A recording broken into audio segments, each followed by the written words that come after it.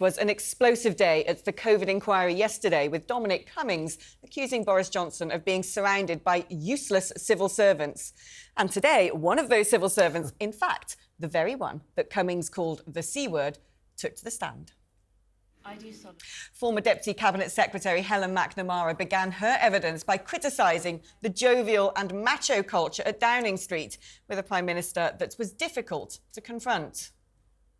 It was striking that something that I felt personally was obviously deeply worrying, that there was a sort of de facto assumption that we were going to be great without any of the hesitancy or questioning or that sort of behind closed doors bit of government, which isn't about saying everything's smashing and going brilliantly, but actually being a bit more reflective and checking that everything's going to be quite as great as we'd like it to be. I wanted to ask you whether this was just sort of macho posturing, or whether it actually had an effect on policy.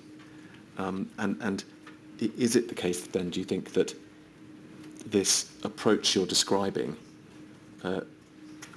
slowed down or even prevented the government from doing perhaps the messaging that it ought to have done? I think it will be quite hard for me to know, because there is a, you know, if you are in that sort of meeting with that sort of Prime Minister in that sort of environment, it's quite hard to be the person who injects a note of caution.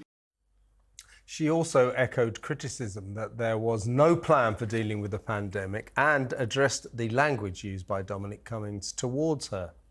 The things that Mr Cummings, having seen those messages, it was, you know, it's horrible to read, but it is both surprising and not surprising to me, and I don't know which is worse.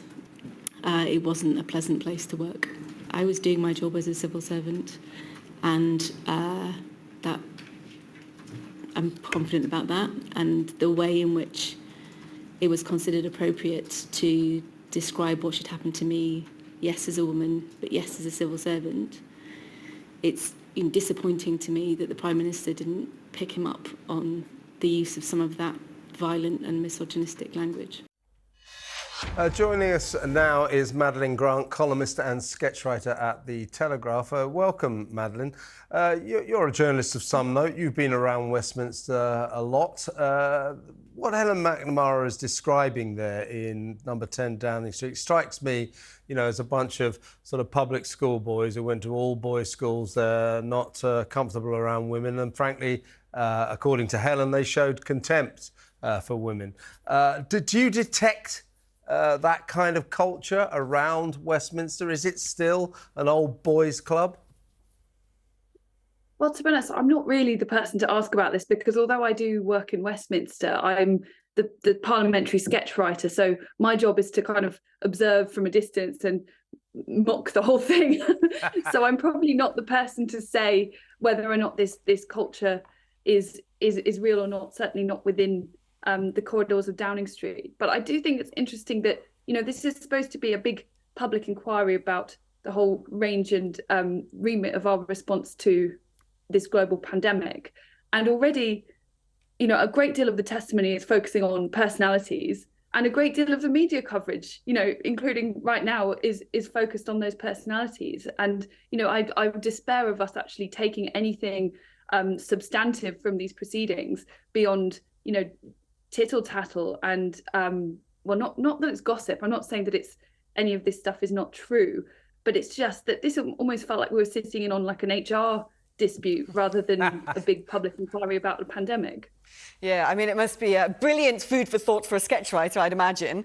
But I mean, it's one thing I have sort of thought about this whole thing is listening to Helen MacNamara. I mean, you know, we all as women know those men who have that sort of, you know, brutish way about them. They are uncomfortable to work with, quite frankly, probably for men as well. I stand by all boys schools, by the way, because I actually went to one, believe it or not, in the sixth form. An all boys school? An all boys well, school. Not all boys then. Yeah, no, just in the sixth form, not the whole lot of it. I haven't had any surgery.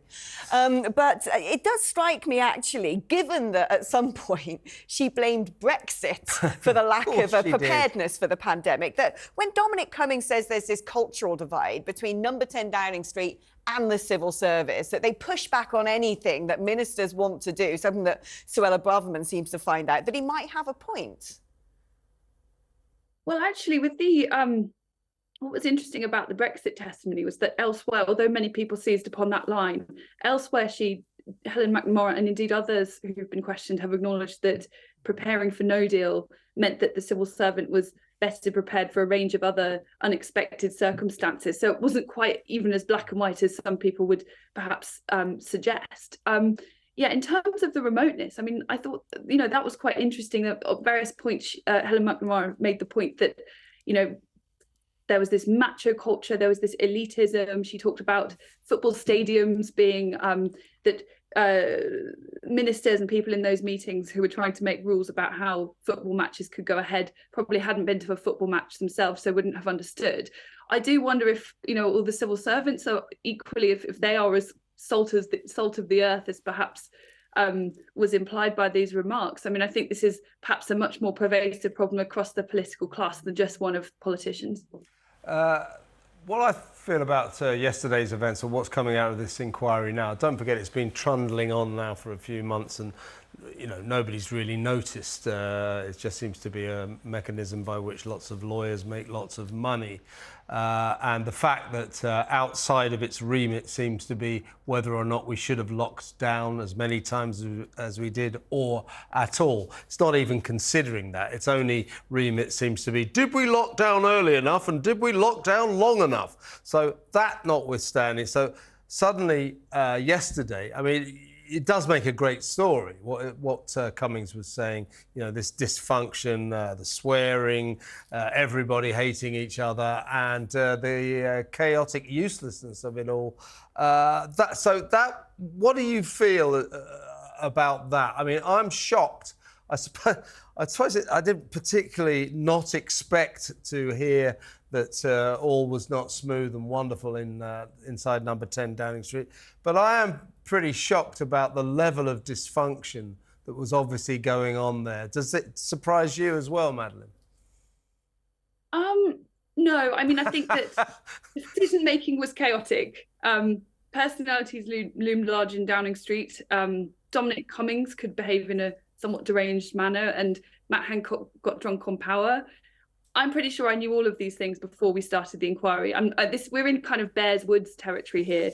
These are not great revelations. I don't see how they are particularly helpful when it comes to learning lessons for future pandemics, or indeed learning lessons about why, for example, we went into lockdown in the first place. I thought perhaps the most remarkable bit of testimony, in my opinion, to have come out of the inquiry so far is the news from one of the modelling team in Scotland, Professor Mark Woolhouse, who basically pointed out that at no point had anyone asked his team involved in modelling outcomes to consider the collateral damage of lockdown, or even to think of scenarios in which lockdown were avoided. So very clearly there was a myopia that set in early on in how decisions were made. And, that question of lockdown and itself and the damage it caused was not really being considered at the time. Now, I think that's pretty unforgivable. But once again, I suspect that we're not going to ask enough of those questions to really get to the bottom of it. I mean, is this now not the case with absolutely everything? That ever since Brexit, we've been caught in some sort of strange tribal warfare over everything. And it's almost like, you've got drop-down menus. If you supported Brexit, you probably therefore didn't like lockdown, but you probably liked Boris Johnson and didn't mind about Partygate. And now you'd probably be more on the side of Israel than Palestine. And that we see this now seeping into every single form of public life. Essentially, the existential crisis in the Conservative Party, the battle for the Conservative Party, is now being played out in this inquiry.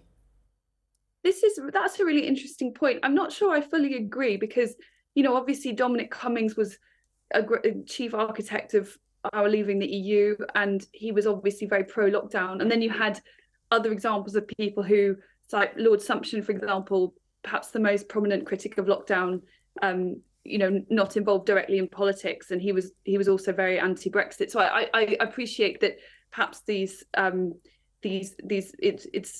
labels and boxes are often relevant, but not in every case. I mean, yeah, I think society has become ossified and tribal in that way of thinking. I'm sure that social media has had an awful lot to do with this. It's made it much easier for people to, on things like Twitter or X, as I should call it nowadays, it's much easier than ever it used to be to block out dissenting viewpoints and only to follow people who agree with you already. And I think that's true on both sides of the divide.